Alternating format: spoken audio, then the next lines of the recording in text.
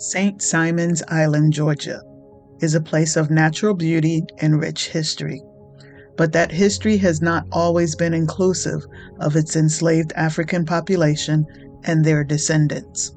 For many generations, the African American population has played a significant role in the development of St. Simon's Island.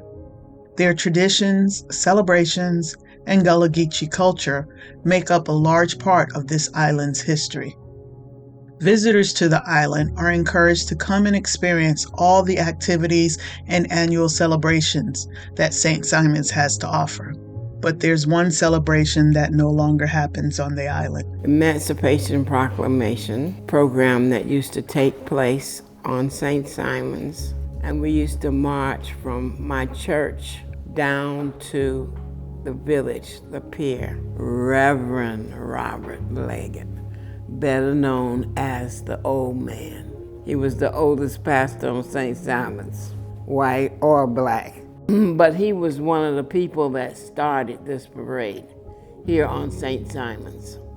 It was my favorite because if you got a bicycle or a tricycle or a scooter for Christmas, or perhaps you got a hand-me-down one, you get to ride it in the parade around the neighborhood.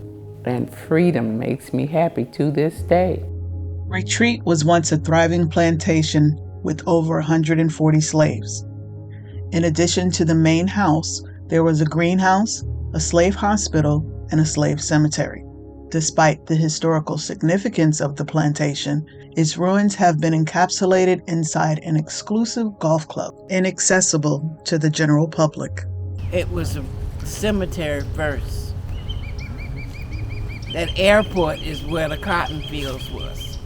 Papa Charlie he was acknowledged as a slave. Born there and given the king's name. He's buried there in that cemetery, and there is a clause that all of his descendants, and I think since then we've buried 3 or 4 of my wife's people in that cemetery.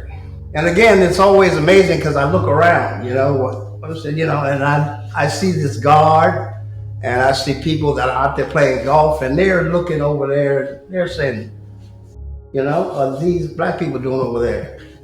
They're burying somebody, But I always look at the ones who are looking. They just don't know. The historical markers and monuments focus on the contributions of the wealthy white families that lived on the island.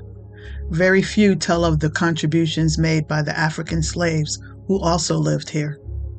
The main thing on St. Simon's is that there is a historical society here on St. Simon's that really does not have much of anything about us African Americans in their library.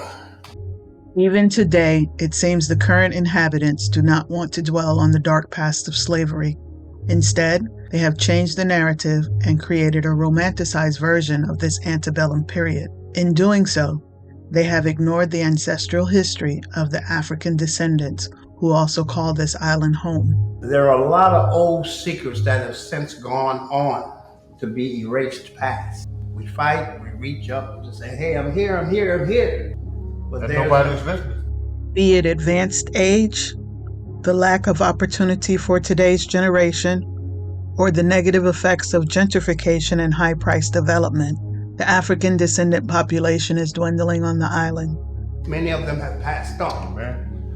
But what they left is still here. So much has been taken for so little. The way that they've actually taken all of this land away. There are few of us that are still here. We're struggling, holding on. Soon there may be no one left to tell the story of the people who, through their blood, sweat, and tears, made this island what it is today. You never have a future unless you've had a past. Amen.